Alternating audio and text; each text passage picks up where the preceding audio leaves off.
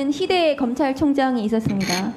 아까 김용민 의원님께서 말씀하셨던 판사 사찰, 문건 전달 행위 등 중대 비위 혐의로 2020년 12월 법무부로부터 징계 처분을 받고 문제가 됐었습니다.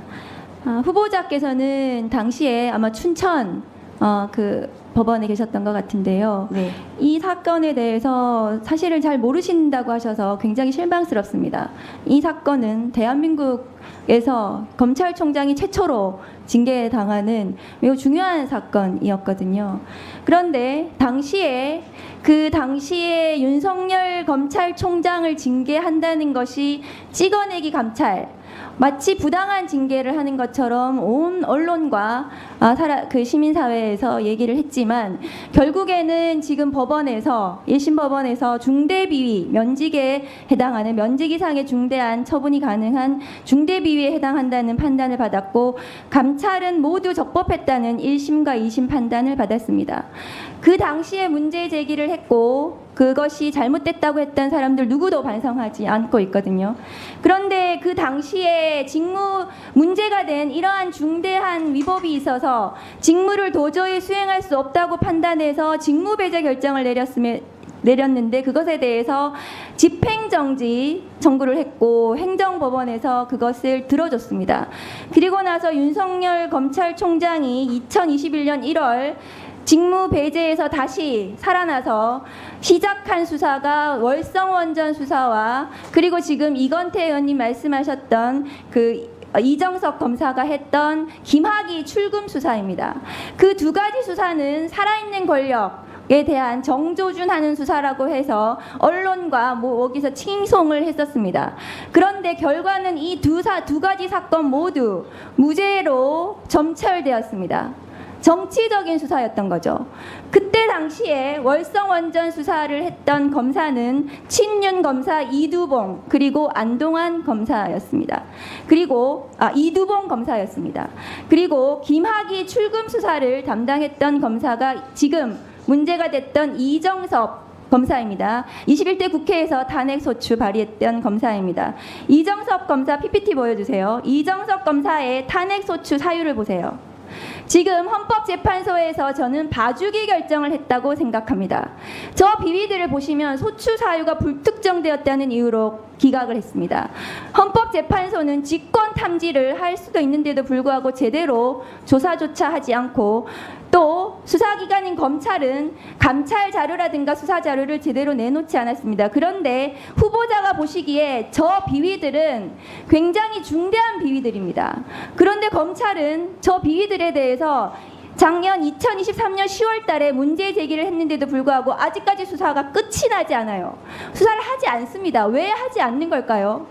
수사를 하지 않으니까 소추 사유가 특정이 안 됐다는 이유로 헌법재판소는 또 이것을 기각을 합니다.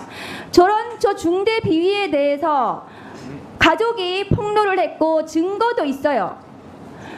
범죄 경력을 무단 조회했다라든가 수사를 무마했다라든가 이런 중대 비위, 굉장히 중대한 비위 아닙니까? 검사로서. 저런 부분에 대해서 그러면 대검이나 검찰은 당연히 징계를 해야 됩니다. 징계 조사를 해야 되는 게 맞겠죠. 그렇지 않습니까, 후보자님? 사실관계가 맞다면은 징계 조사도 당연히 해야 될 것 감찰 조사를 같습니다. 해야 됩니다. 사실관계 여부에 대해서는 근데 사실 저는 잘 수사를 모르겠습니다. 해야 알겠죠. 네. 사실관계라는 거 수사를 해야 나오는 네, 거잖아요. 네, 네. 안 하고 있어요. 그러니까 헌법재판소는 저런 결정을 하는 겁니다. 도대체 헌법재판소가 왜 저런 봐주기 결정을 하시고 있는지 제가 이해를 못 하겠거든요. 그러면 중단하고 수사 끝날 때까지 그러면은 기다려줘야 된다고 저는 생각을 하고 있거든요. 그런데 검찰이 저렇게 징계도 하지 않고 감찰도 하지 않으니까 검사 징계법을 제가 폐지하겠다는 거예요. 그리고 일반 공무원처럼 그냥 인사혁신처에서 보통 징계위원회에서 문제가 되면 징계하라는 겁니다. 후보자 보시기 어떻습니까? 그러면 탄핵도 할 필요도 없어요. 탄핵은 검사가 파면을 할 수 없기 때문에 탄핵을 하는 겁니다. 국회에서.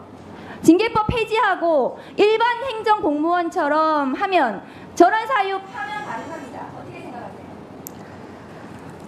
의원님께서 주장하시는 사실관계 여부라든지 그 중대성 부분에 대해서 잘 알 수가 없기 때문에 사실은 뭐 저렇게 탄핵 소추라는 게 굉장히 중대한 헌법 법률 위반이 필요한 건데 그것과 징계 규정의 어떤 의원님께서 주장하시는 취지는 이해하지만 그 부분에 대해서 제가 확실하게 사실관계를 전제로 언급할 수는 없습니다. 그것은 맞겠죠. 네, 박은정 의원.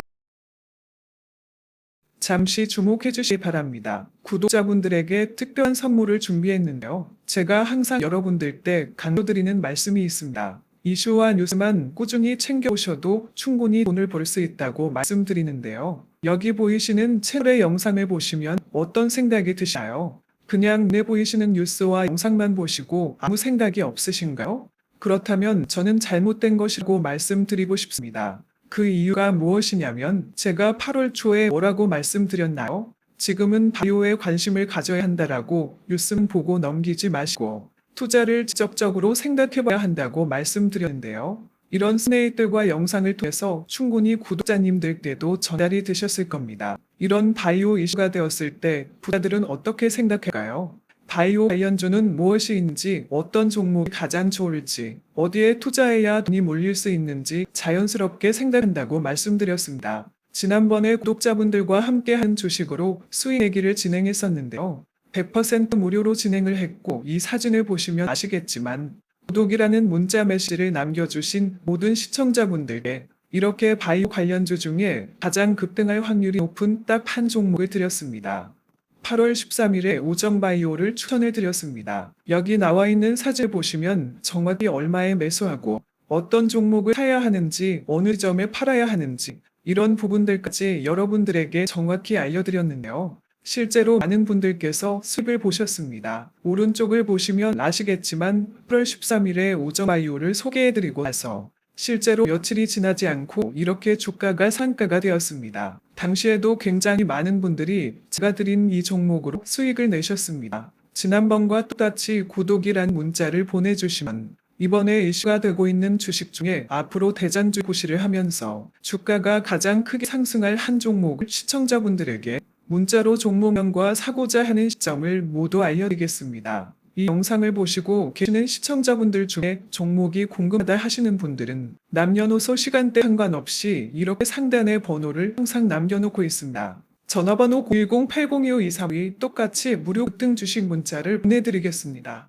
돈을 받는 것도 아니고 투자를 대신해 드리는 것도 아니고 부담 없이 구독 문자 보내주시면 되십니다. 수익이 나신다면 구독과 좋아요 한 번씩 부탁드립니다.